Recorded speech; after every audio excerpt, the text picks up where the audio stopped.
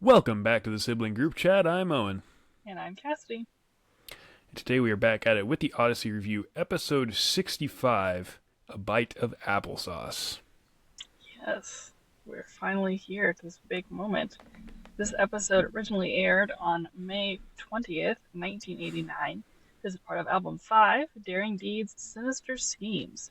And in this episode, against Wit's express orders, Eugene and Connie tamper with a top-secret computer room, and the mysterious program Applesauce is unleashed. And our themes are obedience and disobedience. Isn't that basically the same theme? Yeah, I would say so. But just typing out In what fact, I don't there know if you are could have a sometimes. theme of one without the other.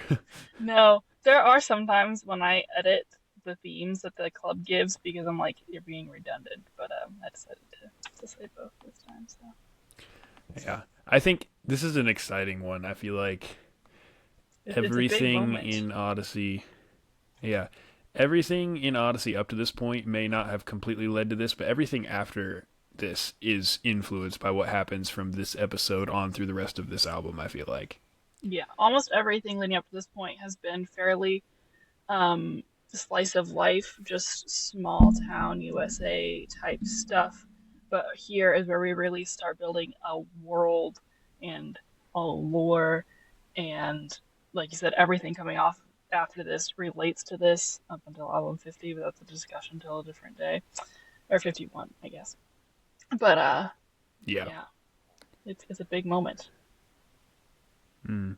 And like, it's not to say that there's been stuff that happened before this that isn't gonna be somewhat important in this, but No. everything that's gonna happen from here on out is gonna have something to do with what happens in these next few episodes, or like will be influenced by that, I guess. Yeah, this is where they really start building these long, complex story arcs, and you never know what small, seemingly insignificant detail of any given episode could relate to something much larger later on. Exactly.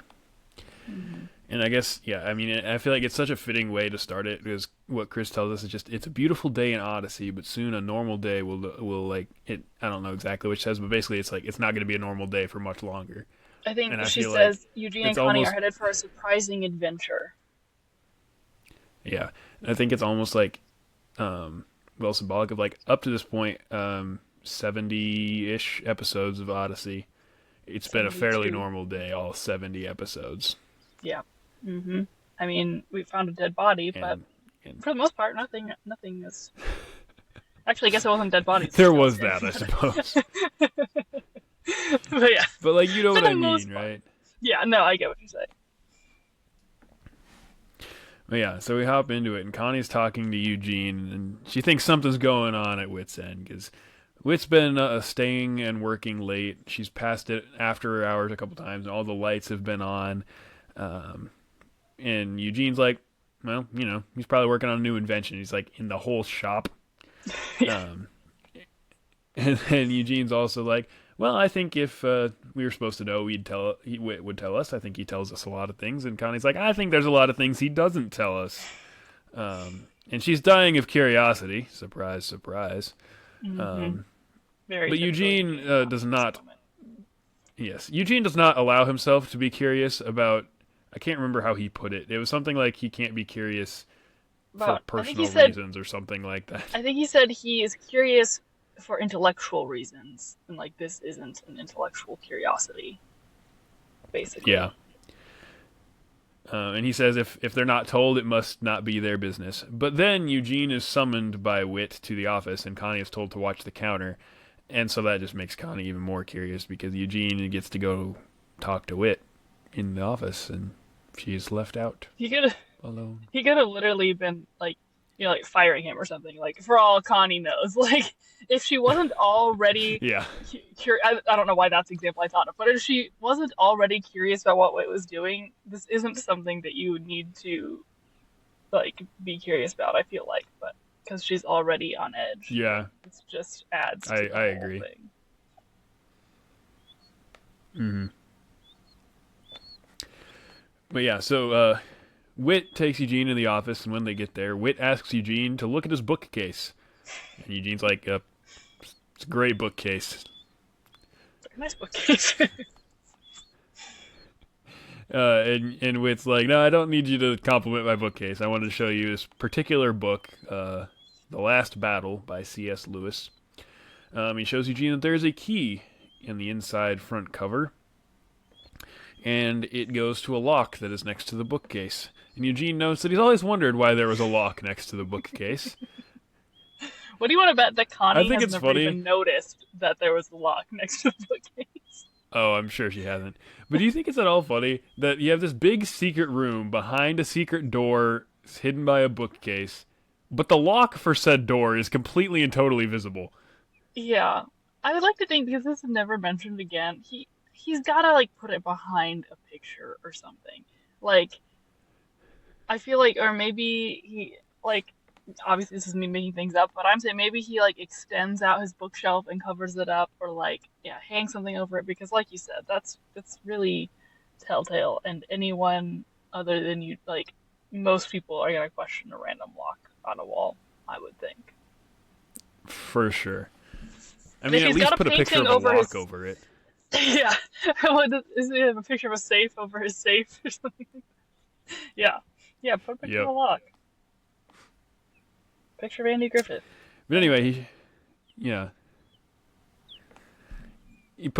he unlocks the lock next to the bookshelf, which shows a secret room behind the bookcase, which is full of state-of-the-art computer equipment. And this is a secret room that he had built when and I believe he said when he bought the shop, but like when he acquired the shop, I guess. I Hmm. don't know because he didn't personally buy the shop, but Yes, but when his foundation, I suppose you could say, bought the yeah. shop. But he had taken some time, and this is, I believe, what he'd been working on lately, to take Eugene's idea from when Eugene had first started working there of computerizing the entire shop and used it and done that, but in a way that it didn't take away from the kids. Like the kids wouldn't have known that it was all computerized. Like it wasn't doing things for them. It was just making it easier for him to run and keep track of things. It could even like track how much each display was used, so he could see if there was something the kids didn't like anymore or what was popular. Hmm. He also Uh, happens. This computer can talk. Its name is Mabel. Um, yes, the Mabel. artificial intelligence of Mabel, which I have to say, I don't know if we would talk about this now or at the end of the episode, but this whole premise of a computer that involves AI and talks had to have been wild in 1989. Because A today little we're bit of kind, sci-fi.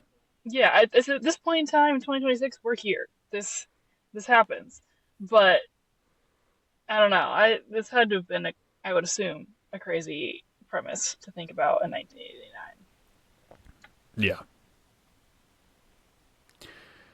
Another thing that the computer can do is it can also shut down a display, or I think pretty much the entire shop if it needed to. Hmm. Um, and so he's showing Eugene this, how it works, whatnot. Shows him the program list. Eugene asks about this one program he sees on the list called Applesauce, and Wit says, "Don't touch that one." And Eugene's like, "Okay, may I ask why not?" And Wit says like, "Oh, you can ask. I can't tell you, but you can ask." Yeah. And Eugene is fine with it. He's Uh, just like, okay. Like, he seems to yep.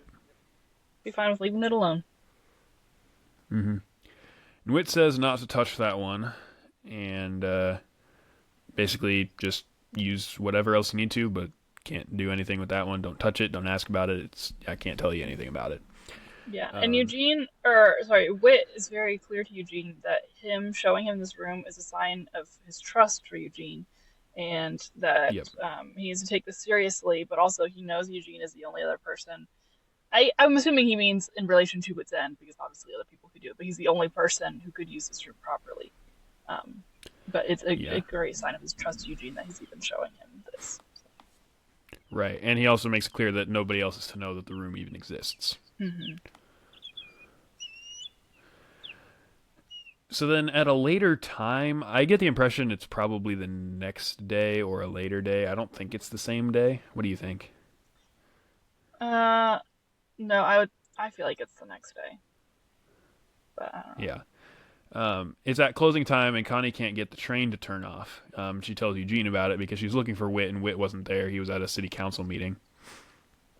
Um, and Eugene says he'll take care of it, and just tells her stay there.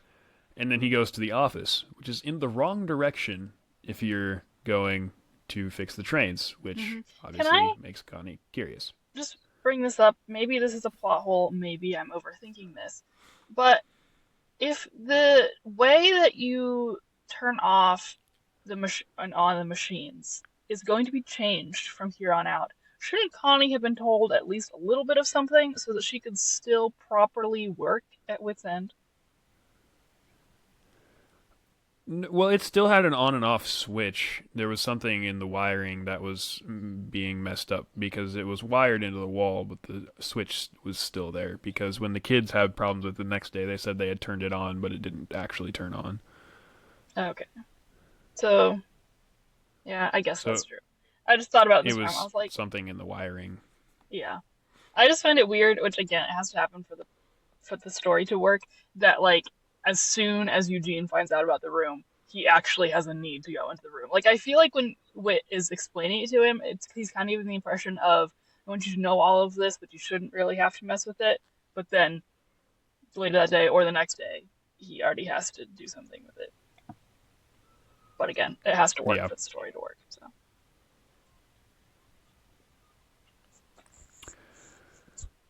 Well, since he went the wrong way, Connie is obviously curious, and while she was told to stay put, this is Connie. I don't know why Eugene expected her to stay put when he told her to stay put. Um, and she got curious and followed him to the office and found him in the computer room because as long as you're in there, the bookshelf stays open. Although theoretically, I think you can be in there with the doors closed because we find I out believe so, yeah. like But maybe later you in can't yet at this point in time. the one that, I don't know, maybe I don't know. Eugene tries to ask her to leave because she's not supposed to know that the room exists. I like But she is when he rather walks impressed in by the room and wants to see when more. when she walks in, he's in the middle of saying, Mabel, run program. And, Connie, what are you doing here? And Mabel goes, I do not have a program called Connie. What are you doing here? There's a couple times Mabel does stuff like that where she's like, Yeah. Well, a few I minutes don't from have a now, program called. yeah, we find out she can't understand Eugene E's, as I put it. He says like disable the trains or something like that, and she's like, I do not understand. He's like, um, to turn off the train program or whatever. But that makes me think of in the Lego movie. Yeah. Will ye be disabling of yonder shield? Disabling shield. Disabling shield. Yeah. Yep. So Eugene tries to ask her to leave again, but she's impressed. She wants to see more. She wants him to show her everything that the computer can do, even though he says that he's going to get in trouble because she's not supposed to be in there. Um, do you at all feel like Eugene should have just like actually insisted? Because if Eugene really wanted to, I'm pretty sure he could have got Connie to leave. Like, I don't think Connie was going to fight him or anything. You know what I mean? Mm, I don't know. At this point in time, I feel like they are still very much at an equal relationship. Like maybe he could have asserted like, I'm older, you need to leave. But I don't know. We've never seen Eugene be Well, I firm with meant more Connie up to like this point in time. that's true. I don't know. I felt like he should have been more insistent, but I suppose that's also partially the point of the what happens throughout the episode is because of Yeah. that too. So I think later, as they mature as people and the relationship changes, he could, but at this point in time, where they've only known each other for less than a year, they're still teenagers, and they still very much have a conflict of dominance when it comes to Wit's End, I feel like. I don't know if he could have got her to leave, especially because she was already so deeply curious and upset that he knew something she didn't. right. I did think it was funny when she insists that she says she wouldn't leave until he shows her everything. Eugene goes, "Child." Child. Yeah. I realized I use that a lot, and I don't think I realized where I got it from. Like, I think I say it to you probably, but like you say child in that exact intonation. Yeah. I did find that funny as well. Yeah. But anyway, Eugene shows Connie the program list, which has every device on the shop, every appliance, and whatnot. But this was a mistake because it allowed her to see and ask about the program called Applesauce. Mm-hmm. And then she asks what it is, and Eugene says he's not permitted to talk about that program, which just makes her more curious. And I want to know, why didn't he say he didn't know what it was? Here, I would agree with you because he decides to just say exactly what Wit said to him, but that's not him being completely honest. I agree. He should have just told her, "I don't know. Mr. Whitaker told me not to mess with that one." Then that would have Yeah, it didn't. should have quelled her curiosity enough if she knew he wasn't hiding anything from her. But the way he said it did not lead her to think that he didn't know anything. Yeah, because he's like, I'm not permitted to talk about that. Like, what do you mean you're not permitted? You don't know anything about it anyway. Yeah, well, I think that was the same wording that Mr. Whitaker had told Eugene. So maybe Eugene was like, well, she can't argue with what Mr. Whitaker says, but she doesn't know that that's what Mr. Whitaker said, so she's not going to think that he's being honest. Yeah. And then she wants to take a peek, but Eugene tries to tell her that Wit hadn't wanted her here in the first place. And now she wanted him to go further against Mr. Whitaker's wishes, and so she eventually backs off in respect of Mr. Whitaker, not because she cares what Eugene does. Mm-hmm. Then the next day at the shop, it appears Connie is the only one working there, and Donna came up to tell Connie that the train wasn't working. Donna had been elected by the kids to come tell her. I want to know why they chose Donna for this, because there's no other kids anywhere else in the scene. So they had to have brought in the actress for Donna just for this scene. Maybe they were recording other episodes that day, but it's just funny to me, like, why did we choose Donna? I probably would have chosen Lucy, but or a random never seen again kid, because we're still at the point of the show where that happens. I felt like Donna was a really random choice. Yeah. Anyway, Connie was like, oh, she'll go check on it, but then she remembered that Eugene had shut it off with the computer the night before, and so that's why it wouldn't turn on, even though the kids had already, like, turned it on with, like, a switch or whatever.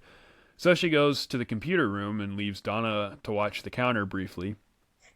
She goes in and has to remember how Eugene had closed it.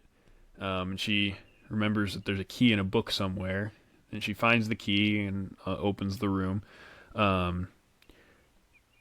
Can we just take a moment to be impressed that Connie had that level of observation skills when watching Eugene close up the room? Like, I feel like that's kind of impressive for Connie. I would agree. It probably goes to show that she really was not going to never think about this room again, like she told Eugene. Like, she was definitely making sure she could get back in there again. Yeah. So she goes into there, figures out how to load the train program. It takes her a little bit because she's not super good with a computer. She turns it on. Then the computer asks for the next selection because I assume that's just what it does unless you leave, basically. Well, then she saw the applesauce program again. She wondered what it was, or if it was something. She wonders if it was a file about her work and if she wasn't supposed to know about it because it was like her personal file or something, but she thinks she should be allowed to see it if it's about her, obviously. And she bets Eugene has seen it regardless of what it's about because, that's just Eugene knows things that she doesn't know. Mm-hmm. I think this is an she's about to have Mabel. Insecurity with Connie is that she assumes that she doesn't know something, that something she doesn't know is about her. And I guess that just speaks to her own insecurities as a person. But I feel like this is not the last time that she will realize somebody knows something she doesn't, and she'll assume that the thing they know has to do with her specifically. Yeah, I didn't really think about that, but you're right. Mm-hmm. But she was about to ask Mabel to load the program when Donna came in to tell Connie something. I'm assuming she came to tell Connie that the train had turned back on, but I don't actually know for sure. Most likely. Yeah, I'm not sure. And so Connie had to make sure Donna will act like she had not seen the room or know it exists. So she's like, I had the same reaction that you do, but please, forget it exists. And I was like, okay. I didn't know it. Dude. But then after Donna leaves, the computer asks her to restate the command because Connie had said something after she had said open the program or whatever.